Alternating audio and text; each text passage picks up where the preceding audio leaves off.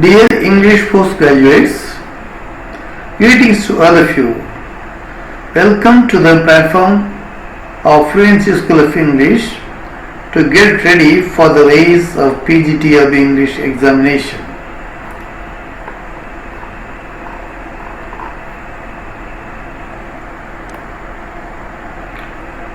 Fluency School of English is a wonderful driving platform for you to swim across the race, the PGTRB English examination.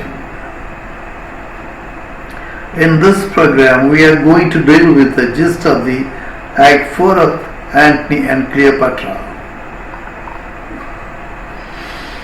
The gist given here will help you to frame more questions yourself. Almost all the important events of the act and the play have been presented here. Hope you will enjoy the travel with me. Be with me until the last. Please don't forget to subscribe to my channel. And also don't fail to send your feedback. Feel free. Best wishes. Act 4, Scene 1, near Alexandria, Octavius Caesar's camp. Caesar is encamped near the Egyptian capital of Alexandria. He receives Antony's challenge. Maecenas counsels to use the opportunity. Caesar prepares his army to crush Antony.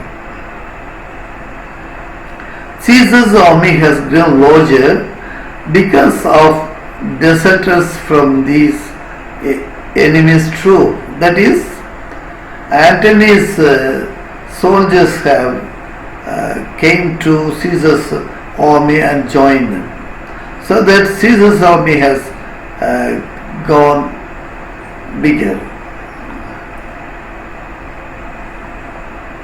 Act 4, Scene 2, Alexandria, Cleopatra's palace. Anubis brings word to Antony from Caesar. Caesar is so sure of success in the battle. The following items are told by Anubis to Antony about Caesar. Caesar is so sure of success in the battle. Caesar has refused one-on-one combat because it's unfair. Antony declares that he will fight the next. He thanks his servants for their faithful service and warns them that the night might be his last night with them. Anubis, with tears in his eyes, rebukes Antony for such a morbid speech.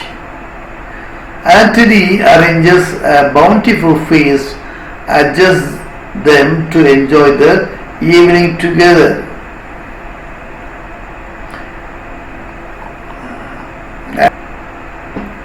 Act 4, Scene 3, Alexandria, before Cleopatra's palace. Antony's soldiers hear strange music that night. From somewhere underground, they whisper that it is the music of Hercules. Hercules is the god after whom Antony modeled himself. But now they believe Hercules has abandoned Antony.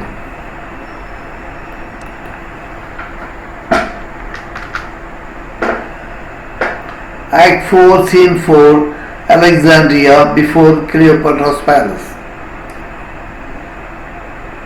The following day, Eros arms Antony for battle. Cleopatra insists on helping. Antony feels confident about the coming fight. An armed soldier enters and reports that 1,000 others stand ready for Antony's command.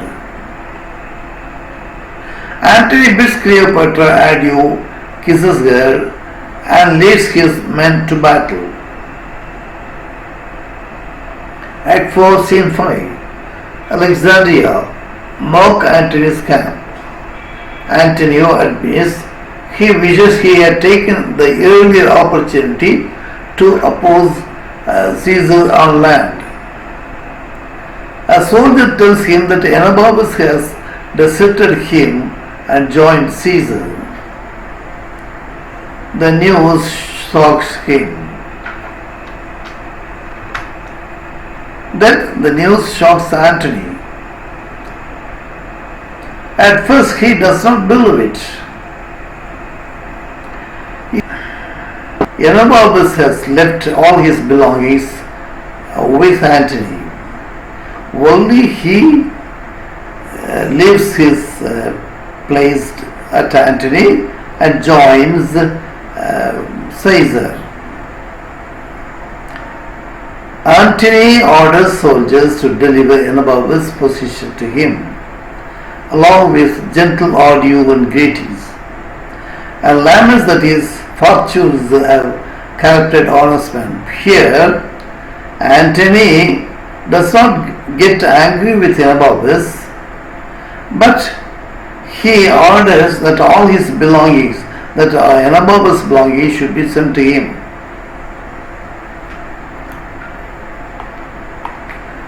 Act 4, Scene 6, Alexandria, Octavius Caesar's camp. Caesar is certain of his victory. Caesar thinks Antony will feel that he is wasting his efforts fighting himself. Anababus decides that he would rather die than fight against Antony. Anababus declares himself a villain and goes to seek out a dish in which he wants to die. Act 4, Scene 7, Field of battle between the camps. Agrippa calls for his troop to retreat. Agrippa declares Antony is exceeding beyond his expectation. That means Agrippa did not expect that Antony would fight so vigorously to get victory. And Act 4, Scene 8, under the walls of Alexandria. Antony's men win the battle and retake Alexandria with a fierce display of force. Scarus receives a heavy wound but will not relent. He begs Antony for the chance to chase after the retreating army. Act 4, Scene 9, Alexandria, Octavius Caesar's camp. Antony returns from the war. Antony owes to destroy Caesar's army completely on the following day. He praises his soldiers for their valor and the commands. Cleopatra enters. Antony declares his love for her. Antony announces that she is the only thing that can pierce his honor and reach his heart. Antony leads his troop and his lover in a triumphant march through the streets of Alexandria to mark the joyous occasion. Act 4, Scene 10. Battlefield between the camps. Anababus berates himself nearby, rails against his life. That means Anababus is giving much for his guilt. Anababus wishes for the end of his life. The Celtics bear Anababus' body to the camp. Act 4, Scene 11. Another part of the battlefield between the camps. Antony determines to meet Caesar anywhere by sea, fire, or air. Act 4, Scene 12. Another part of the battlefield between the camps. Caesar holds his armies back, preparing to attack Antony at sea.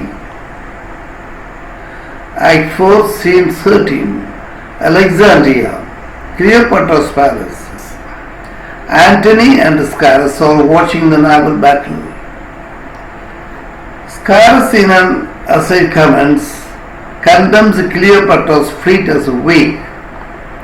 Scarus laments that the soothsayers refuse to tell the fact about the battle's outcome. Antony watches as the Egyptian fleet betrays him and defects to Caesar. Antony commands Scarus to order his army to flee alone. Antony blames Cleopatra as a deadly enchantress. When the queen enters, Antony drives her away, threatening to kill her for the betrayal. Act 4, Scene 14. Alexandria, another room in Cleopatra's palace. Cleopatra returns to her maids with tales of Antony's murderous rage. Chaulian suggests that Cleopatra locked herself in a monument and sent Antony word that she has killed herself to quell his anger. Cleopatra bids Mardian to deliver the news to Antony and asks him to return with a word of lover's reaction. Act 4, Scene 15. Alexandria, another room in a monument in Cleopatra's palace.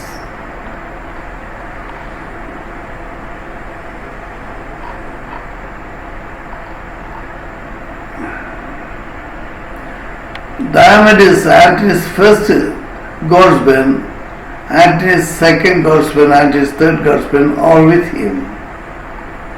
Antony arms himself to kill his love Cleopatra.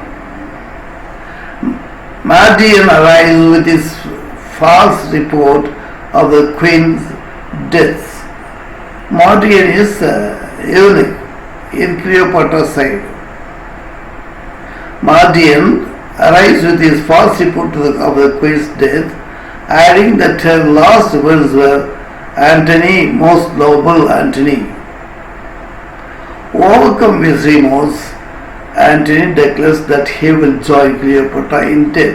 He asks Eros to kill him. Eros refuses. Antony reminds him of the pledge he made long ago to follow even Antony's most extreme wishes. Eros relents. He stabs himself instead. Antony praises his soldiers' honor and says he must learn from his example. He falls on his own sword. That means Antony falls on his own sword but fails to kill himself. A group of guardsmen refuses to finish the task. That means first Antony asks Eros to kill him. Eros refuses. Then Antony asks the guardsmen to kill him. They also refuse. Diomedes, a servant of Cleopatra, reports that the queen is alive and well. It is too late to save Antony's life. Dying Antony commands his guards to bear his body to Cleopatra. Thank you, dears. That's all in the Act 4. Best wishes.